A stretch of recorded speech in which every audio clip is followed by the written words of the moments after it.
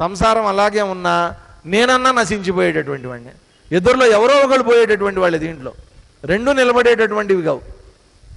కానీ ఉన్నంతకాలం ఏం చేస్తాయి, ఇవి కదులుతూ ఉంటాయి, సముద్రంలాగా పైకి కిందకి పైకి కిందకి ఎగిసి పడుతూ ఉంటాయి నిరంతరం ఇవి. కాబట్టి ఇటువంటి లక్షణం కలిగినటువంటి ఈ మృత్యు సంసార సాగరం నుంచి నేనేం చేస్తాను, సముద్ధర్త. కాబట్టి సముద్రంలో పడిపోయినటువంటి వాడికి అతన్ని రక్షించడానికి ఎవరన్నా ముందుకు వచ్చారనుకోండి, అది ఎంత అదృష్టవంతుడండి, ఎంత అదృష్టవంతుడు. ఒక్కొక్కసారి జరుగుతూ ఉంటాయి ఇట్లాంటివన్నీ. అప్పుడప్పుడు ఏమవుతుందంటే సైక్లోన్స్ తుఫాన్లు వచ్చినప్పుడు ఈ మచిలీపట్నము కృష్ణపట్నము అక్కడ పాపం వీళ్ళు పడవల్లో వెళ్తూ ఉంటారు చేపలు పట్టడానికి, దానికి ఫిషర్మెన్ వెళ్తూ ఉంటారు. అలా వెళ్ళినప్పుడు ఏం జరుగుతుందంటే ఎక్కడో చిక్కుకుపోతారు వాళ్ళు. చిక్కుకుపోయిన తర్వాత ఒక్కొక్కసారి ఆ బోట్లలో డీజిల్ అయిపోతుంది, ఇంకా బోట్ నడవదు, డీజిల్ కంప్లీట్గా అయిపోతుంది అనమాట. తిండి తిప్పలు ఉండవు, ఏం ఉండదు వాళ్ళకి, తీసుకెళ్ళిందంతా అయిపోయి ఉంటుంది. వాళ్ళు పట్టినటువంటి ఏమన్నా పచ్చి చేపలు ఉంటే ఆ పచ్చి చేపలే తింటారట వాళ్ళు, తట్టుకోలేక, ఆకలి తట్టుకోలేక. అలాంటి వాళ్ళని ఈ కోస్ట్ గార్డులు వీళ్ళు వెళ్తారనమాట. వెళ్ళి వెతికి వెతికి పట్టుకొని వాళ్ళని ఎట్లాగో అట్లా ట్రాక్ చేసి హెలికాప్టర్స్ ద్వారా అట్లాగా వాళ్ళని రెస్క్యూ చేసి తీసుకొని వస్తారు. ఎందుకని, ఒకసారి సముద్రంలోకి వెళ్ళిన తర్వాత నా దగ్గర ఇంకేం లేవు, ఆధారం లేదు, నా పడవ పని చేయట్లేదు, నా మోటార్లు పని చేయట్లేదు, నా బోట్లు పని చేయట్లేదు, ఏమీ లేదు, కేవలం ఆ పడవ తేలుతోంది, దాంట్లో నేను కూర్చుని ఉన్నా. అలాంటి పరిస్థితుల్లో ఎలా ఉంటుంది చూడండి, ఎంత ఘోరంగా ఉంటుంది వాడి పరిస్థితి. కాబట్టి మరణం తథ్యం అనేటువంటి స్థితికి వెళ్ళిపోతారు. అట్లాంటప్పుడు మనము అంతే, మరణం తథ్యం అనేటువంటిది మనకి వర్తిస్తుంది. కానీ కాకపోతే ఏంటంటే మనం ఒప్పుకోం. మరణం తథ్యం కాదా అండి? ధైర్యంగా గుండెల మీద చేసుకుని చెప్పండి, నేను చచ్చిపోను. ఎవడన్నా బాండ్ పేపర్ మీద రాసి ఇవ్వండి, ఓ 100 కోట్లు ఇస్తా, నేను చనిపోయే ప్రసక్తే లేదు, నేను డిపాజిట్ చేసేస్తాను మీ పేరు మీద ఓ 100 కోట్లు. స్వామి మీ దగ్గర అంత ఉందా అని అడగండి.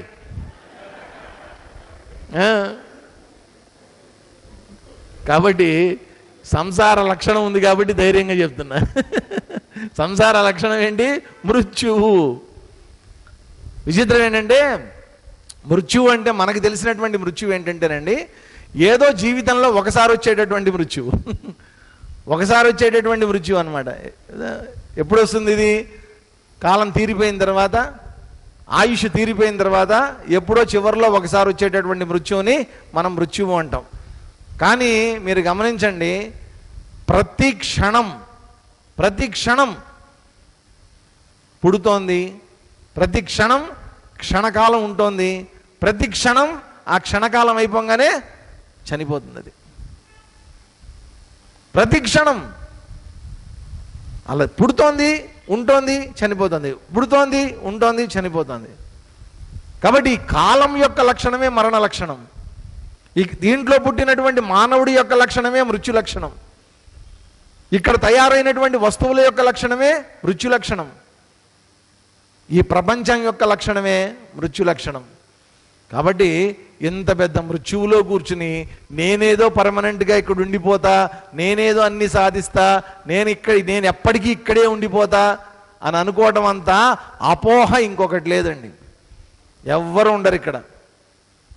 మృత్యు సంసార సాగరాత్. కాకపోతే ఏంటంటే భగవంతుడు అనేటువంటి వాడు ఒకడు ఉన్నాడు అని గుర్తించి అన్ని కర్మలని ఆయనకి సమర్పించి, ఎవరైతే మొత్తం కర్మఫలాలన్నీ కూడా భగవంతుడికి సమర్పించి జీవితాన్ని జీవిస్తాడో అటువంటి వాడికి లభించేటటువంటి ఒకానొక గొప్ప వరం ఏంటంటే ఈ మోక్షము అనేటువంటిది ఏదైతే ఉందో మృత్యు సంసార సాగరంలోంచి బయటపడేస్తుంది.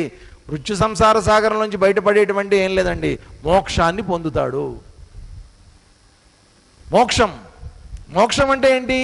బంధంలోంచి బయటపడటమే మోక్షం.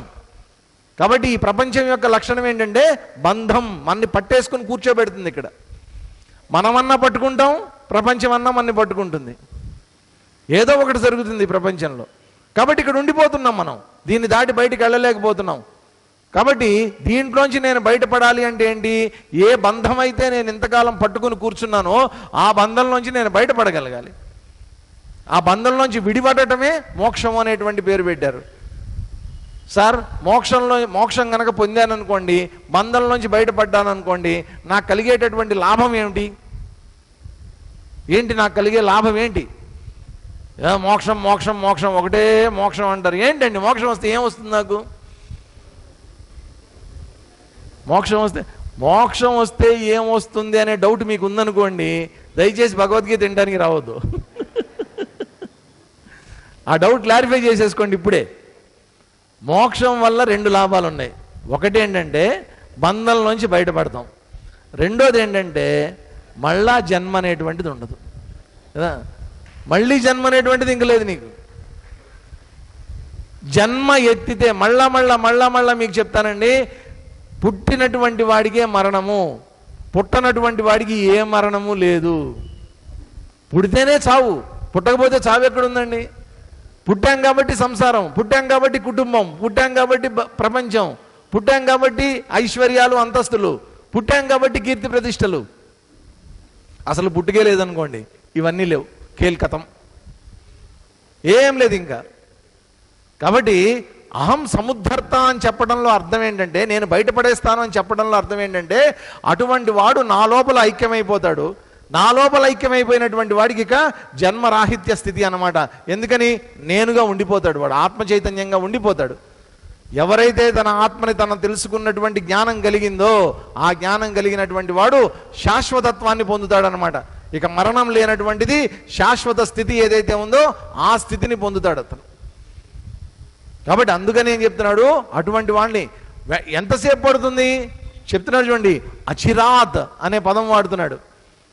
కాబట్టి భగవద్దుల్లో నన్ను నేను సమర్పించుకోవటం అనేటువంటిది కనుక ఒక్కసారి జరిగింది అంటే, వెంటనే ఆయన చేసేటటువంటిది ఏంటంటే నన్ను ఈ మృత్యు సంసార సాగరంలోంచి బయటపడేస్తాడు. ఎప్పుడైతే నీకు జ్ఞానం కలిగిందో, జ్ఞానం కలిగిన మరుక్షణం అజ్ఞానం అనేటువంటిది తొలగిపోతుంది. జ్ఞానం కలగటానికి అజ్ఞానం తొలగిపోవడానికి ఎంతసేపు పడుతుందండి టైము? ఎంతసేపు పడుతుంది? ఎంతసేపు పడుతుంది? లైట్ రావటానికి, లైట్ వెలగటానికి, చీకటి పోవటానికి ఎంత టైం పడుతుంది? ఎంత టైం పడుతుంది? 2 ఒకేసారి జరుగుతాయి. లైట్ రావటమే, చీకటి పోవటం. ముందు చీకటి పోవటం, తర్వాత లైట్ రావటం ఏమన్నా ఉంటుందా? ఏముండదు. లైట్ రావటమే, చీకటి పోవటం. చీకటి పోయిందంటే అక్కడ లైట్ ఉన్నట్లు లెక్క. కాబట్టి జ్ఞానం అనేటువంటిది కలిగింది అంటే అజ్ఞానం అనేటువంటిది దానంతట అదే పోతుంది. దాని గురించి ఏం ప్రత్యేకంగా ప్రయత్నం చేయక్కర్లా. సార్ నేను ఒక పని చేస్తాను సార్, ముందు 1 సంవత్సరం అంతా కష్టపడి ముందు నా అజ్ఞానాన్ని తొలగించుకుంటా. తొలగించుకుని అప్పుడు ఏం చేస్తావు? అప్పుడు నేను జ్ఞానాన్ని పొందుతా. ఏం అక్కర్లా, నువ్వు జ్ఞానాన్ని పొందు, అజ్ఞానం దానంతట అదే పోతుంది. నీకు నాలెడ్జ్ కలిగింది అంటే నీ ఇగ్నోరెన్స్ అనేటువంటిది ఆటోమేటిక్గా పోతుంది అక్కడి నుంచి కదా. అందుకని ఎప్పుడైతే భగవంతుడు అనేటువంటి జ్ఞానం నాకు కలిగిందో, అచిరాత్ వెంటనే అహం సముద్ధర్త, ఈ సంసార సాగరంలోంచి నేను బయటపడేస్తాను అని చెప్పి తర్వాత శ్లోకంలో చెప్తున్నారు చూడండి. మయ్యేవ మన ఆధత్స్వ మయి బుద్ధిం నివేశయ నివసిష్యసి మయ్యేవ అత ఊర్ధ్వం న సంశయః మయ్యేవ మన ఆధత్స్వ. ఆధత్ స వ, తాకి సావత్తు ఉంది, వావత్తు ఉంది. మయ్యేవ మన ఆధత్స్వ మయి బుద్ధిం నివేశయ నివసిష్యసి మయ్యేవ అత ఊర్ధ్వం న సంశయః. ఇంకొకసారి, మయ్యేవ మన ఆధత్స్వ మయి బుద్ధిం నివేశయ నివసిష్యసి మయ్యేవ అత ఊర్ధ్వం న సంశయః. ఇప్పుడు ఒకసారి అందరు కలిసి చెప్పండి.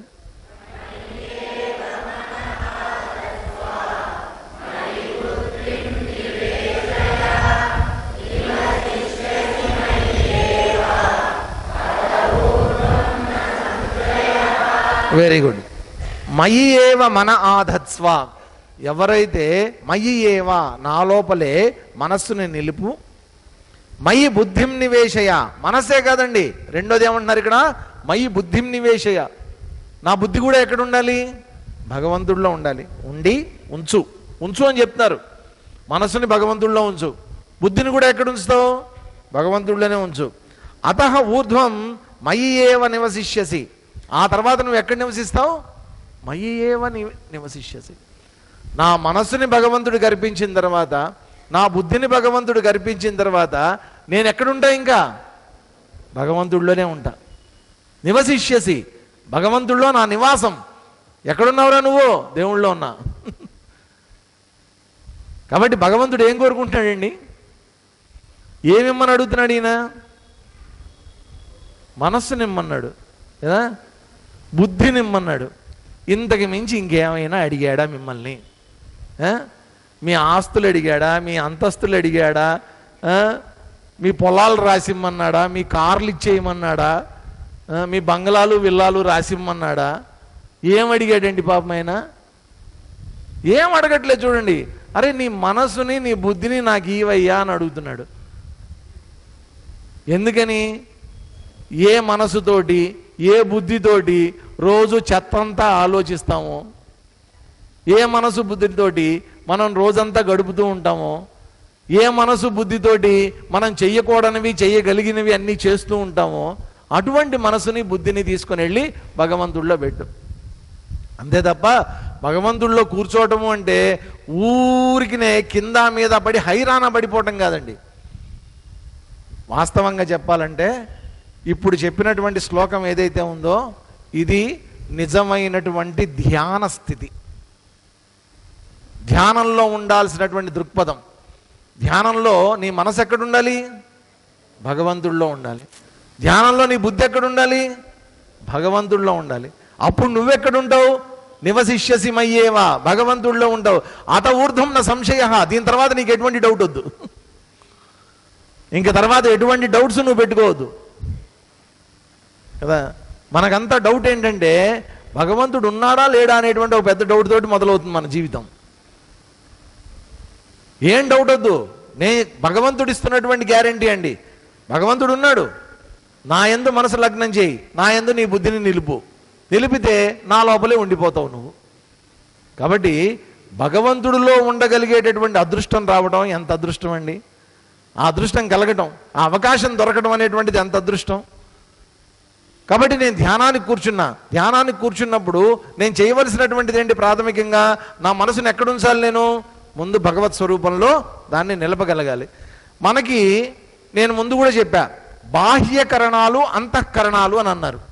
బాహ్యకరణాలు అంటే ఏంటి, ఈ పైన ఉన్నటువంటి 5 జ్ఞానేంద్రియాలు 5 కర్మేంద్రియాలు, ఇవి బాహ్యకరణాలు అంటే బయట ఉండి పనిచేసేవి. లోపల ఉండి పనిచేసేటటువంటివి ఏవైతే ఉన్నాయో వాటిని ఏమన్నారు, అంతఃకరణాలు అని అన్నారు. అంతఃకరణాల్లో ముఖ్యమైనటువంటివి 2 ఏంటి, మనసు బుద్ధి. చిత్తమహంకారం గురించి ఇంకా ఇక్కడ చెప్పలా. మనసు బుద్ధి ఈ 2 ముఖ్యమైనటువంటివి. మనసు యొక్క లక్షణం ఏంటి, సంకల్ప వికల్పనాత్మకం మనః, సంకల్పాలు వికల్పాలు చేసేటటువంటిది మనస్సు. ఈ ఇంద్రియాలన్నీ తీసుకొచ్చేటటువంటి సమాచారాన్ని సేకరించేటటువంటిది మనస్సు. కేవలం తీసుకొస్తుంది అంతేనండి, కానీ దీన్ని లాజికల్గా ఎనలైజ్ చేసేటటువంటి శక్తి ఎవరికి ఉంది, బుద్ధికి ఉంది. ఇది నిజమా కాదా, అబద్ధమా, అవునా కాదా, మంచిదా చెడ్డదా, అవసరమైందా అనవసరమైందా అని ఆలోచించగలిగేటటువంటి వివేచన, డిస్క్రిమినేటివ్ ఎబిలిటీ అంటారు. విభజించి చూడగలిగినటువంటి శక్తి, తార్కికంగా ఆలోచించగలిగినటువంటి శక్తి, లాజికల్గా ఆలోచించగలిగినటువంటి శక్తి, అది కేవలం ఇంటలెక్ట్కి మాత్రమే ఉంటుంది, బుద్ధికి మాత్రమే ఉంటుంది. అందుకనే దాంట్లో ఉండేటటువంటి దాన్ని ఇంటెలిజెన్స్ అన్నారు. ఇంటలెక్ట్లో ఉండేటటువంటిది ఇంటెలిజెన్స్. కాబట్టి ఈ రెండు ఉన్నాయి మనకి. మనసు ఉంది, బుద్ధి ఉంది. మనసుతో అన్నీ తెలుసుకుంటున్నాం, నా బుద్ధి అన్నింటినీ విచక్షణ చేస్తోంది, తార్కికంగా ఆలోచిస్తోంది, నిర్ణయాలు కూడా తీసుకోగలుగుతోంది. ఇంత అద్భుతమైనటువంటి శక్తులు నా దగ్గర రెండు ఉన్నాయి, మనసు బుద్ధి అనేటువంటి శక్తి. ఈ రెండు శక్తుల్ని ఏం చేయమంటున్నాడు ఇప్పుడు ఆయన? తీసుకుని వచ్చి నా యందు నిలబెట్టు. కాబట్టి మనసుని నా యందు నిలబెట్టు అని చెప్పడంలో అర్థం ఏంటి? మనసు సంకల్ప వికల్పాలు చేస్తూ ఉంటుంది, బయట నుంచి సమాచారం తీసుకుంటూ ఉంటుంది. కాబట్టి మనసుని భగవంతుడిలో నిలబెట్టటువంటి ఇప్పుడు చేయాల్సింది ఏంటంటే భగవంతుడి యొక్క సమాచారాన్ని తీసుకో లోపలికి మనసు ద్వారా. భగవత్ సంబంధమైనటువంటి ఆలోచన చేయడం మనసు ద్వారా మొదలుపెట్టు. అప్పుడు బుద్ధి ఏం చేస్తుంది? ఇది నిజమా కాదా ఆలోచించడం మొదలు పెడుతుంది. కరెక్టా కాదా? భగవంతుడి యొక్క ఉనికి ఎంత శాశ్వతం, ఏది సత్యం, ఏది అసత్యం, ఏది నిత్యం, ఏది అనిత్యం అనేటువంటిది బుద్ధి ఆలోచించడం మొదలు పెడుతుంది. కాబట్టి ఎప్పుడైతే మనసు అనేటువంటిది నెమ్మదిగా భగవంతుడిలో లయమైందో బుద్ధి కూడా ఆటోమేటిక్గా మనసు తీసుకొచ్చినటువంటి జ్ఞానంలోకి ఎప్పుడైతే లయమైపోయిందో ఆ జ్ఞానం అంతా కూడా భగవత్ సంబంధమైనటువంటిది కనుక అయితే నేను పూర్తిగా భగవత్ తత్వంలో నిమగ్నం అయిపోయి ఉంటా. అప్పుడు నేను నా మనస్సుతో సహా నా బుద్ధితో సహా పరిపూర్ణమైనటువంటి ధ్యాన స్థితిలో ఉంటా. కాబట్టి కూర్చుని చేయవలసినటువంటిది ఏంటి? ధ్యానం అనేటువంటిది ఒక స్థితి అండి. ధ్యానం అనేటువంటిది చేసేది కాదు. మెడిటేషన్ అనేటువంటిది ఒక క్రియ కాదు. మెడిటేషన్ అనేటువంటిది స్థితి, ఒక స్టేట్, ఒక లెవెల్. దాంట్లోకి నేను ప్రవేశించేటటువంటి ముందు చేయవలసినటువంటిది ఏంటి? Contemplation. Contemplation leads to meditation. కాబట్టి ఆ కాంటెంప్లేషన్ అనేటువంటిది ఒక పెద్ద టెక్నిక్. నా మనసుని నేను సమాయత్తం చేయాలి నెమ్మదిగా. ఓ పిల్లవాడు ఉంటాడు, పొద్దున్నే స్కూల్కి వెళ్ళనని మొరాయిస్తూ ఉంటాడు. ఆ మొరాయించేటటువంటి వాడిని పొద్దున్నుంచే మొదలు పెడుతుంది తల్లి వాడిని స్కూల్కి వెళ్ళడానికి సమాయత్తం చేస్తూ ఉంటుంది అనమాట. అరే ఇవాళ స్కూల్లో అంట నీకు అది చెప్తారంట, స్కూల్లో అంట మీ టీచర్ అంట ఇవాళ ఇది చెప్తుందంట అని చెప్తూ ఉంటే దట్ ఫెలో విల్ డిసైడ్ అయిపోతాడు అనమాట. ఏంటి? ఇవాళ స్కూల్కి వెళ్ళటం గ్యారంటీ. ముందే మొదలు పెట్టేస్తుంది వాళ్ళ అమ్మ. అంటే వాడిని నెమ్మదిగా కాంటెంప్లేషన్లోకి తీసుకొని వచ్చేస్తుంది. వాడు కూడా మానసికంగా సిద్ధమైపోతాడు. తప్పదన్నమాట, ఇవాళ కూడా వెళ్ళాల్సిందే అనమాట నేను స్కూల్కి, ఇంతే నా బతుకంతా అని నిర్ణయంలోకి వచ్చేస్తాడు. ఇంకా ఆ తర్వాత ఏడ్చి పెద్ద ప్రయోజనం లేదు, చచ్చినట్టు వెళ్ళాల్సిందే. మనం కూడా ఏం చేయాలి? మన మనసుని బుద్ధిని ముందు నుంచే ప్రిపేర్ చేయాలి. ధ్యానంలో కూర్చున్న తర్వాత కాదు, ధ్యానానికి ముందే ప్రిపేర్ చేసేయాలి మనసుని బుద్ధిని. భగవంతుడి యందు నెమ్మదిగా నిలబెట్టాలి. నిలబెట్టిన తర్వాత ఒకేసారి సాధ్యం కాదండి ఇదంతా. తర్వాత చెప్తాడు ఏం చేయాలనేది. నెమ్మదిగా మనసును దాంట్లో ఏం చెయ్యాలి అనేటువంటిది చెప్తాడు, ఎలా చెయ్యాలి అనేటువంటి తర్వాత చెప్తాడు. అసలు నువ్వు ఏం చేయాలి? మనసుని బుద్ధిని భగవంతుడిలో లయం చేయి. లయం చేస్తే నువ్వు భగవంతుడిలో లయం అయిపోతావు. అత ఊర్ధ్వం న సంశయ. దాని తర్వాత ఎటువంటి డౌట్లు సందేహాలు అనేటువంటివి పెట్టుకోకు. ఏం జరుగుతుందో అని భయం మాత్రం వద్దు. నిజంగా చెప్పండి, భగవంతుడిలో లయమైపోయిన తర్వాత, వాస్తవంగా చెప్తున్నాను, భగవంతుడిలో నా మనస్సు నా బుద్ధి లయమైపోయిన తర్వాత లయం అవ్వగలిగితే ఇంకేం కావాలండి ప్రపంచంలో? ఇంకేం కావాలి చెప్పండి? ఇంక దేని మీద కన్నా మనసు వెళ్తుందా? ఈ అల్పమైనటువంటి వాటి మీదకి, ఈ చిన్న చిన్న ఆట వస్తువుల మీదకి, వీటన్నిటి మీదకి నా మనసు వెళ్తుందా? చాక్లెట్ల మీదకి, బిస్కెట్ల మీదకి వెళ్ళదు. నా మనసు నిలబడదు. కాబట్టి ఆ అలవాటు కనుక నేను చేయగలిగితే ఎక్కడున్నా సరే మనసు పరిగెత్తుకుంటూ వచ్చి భగవంతుడిలో కూర్చుంటుందండి. అలవాటైపోతుంది కొన్నాళ్ళు కనుక చేస్తూ ఉంటే. కాబట్టి ఆ స్థితికి ఎట్లా తీసుకురావాలనేటువంటి చెప్తున్నారు. మళ్ళా మిగతా శ్లోకాలు రేపు చూద్దాం. ఇవాళ హ్యావ్ ఫ్యూ అనౌన్స్మెంట్స్, కొన్ని అనౌన్స్మెంట్స్ ఉన్నాయి. ముందు నేను చెయ్యాలి అవన్నీ కూడా. ఏంటంటే, ఒకటి